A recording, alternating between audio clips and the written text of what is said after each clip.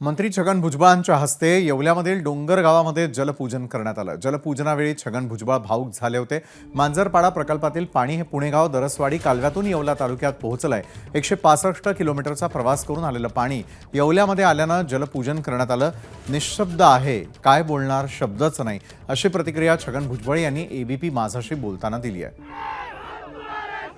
गेल्या अनेक दिवसांच्या प्रतीक्षेनंतर येवला तालुक्यामध्ये पाणी आलेलं आहे। मांजरपाडा प्रकल्पामधनं जे पाणी काही दिवसापूर्वी अडलेलं होतं ते आता येवला तालुक्यामध्ये येऊन पोहोचलेलं आहे। राज्याचे मंत्री छगन भुजबळ आपल्यासोबत आहेत। साहेब, अनेक वर्षांपासून आपण प्रयत्न करत होतात, आज अखेर हा क्षण आलाय। बोलायला शब्द नाहीत। तुम्ही भारावलेला आहात, खूप भावनिक झालाय साहेब। होय,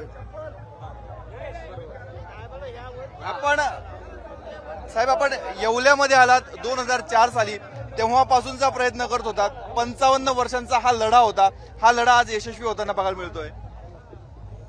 लोकांचा हा आनंद जो आहे तो पाहिल्यानंतर मला किती आनंद झाला त्याचा तुम्ही विचार। हो।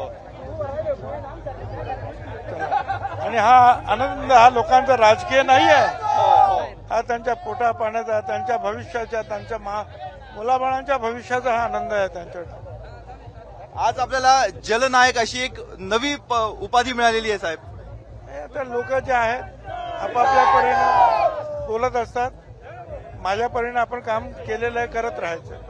हा प्रवास कसा होता, हे पाणी इथपर्यंत येण्यापर्यंतचा?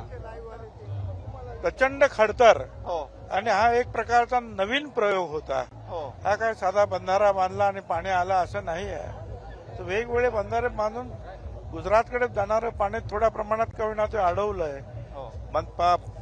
12 बंधारे बांधले छोटे छोटे, आणि डोंगरातून जे आहे 11-12 किलोमीटरचा बोगदा करून पाणी इकडे आणलं। 160 किलोमीटरचा प्रवास करून इथपर्यंत पाणी आलं। छगन भुजबळ यांना आपण सुरुवातीला प्रतिक्रिया विचारली, त्यावेळेस त्यांच्या तोंडातनं शब्द फुटत नव्हते, त्यामुळे हा त्यांच्यासाठी भावनिक क्षण आहे।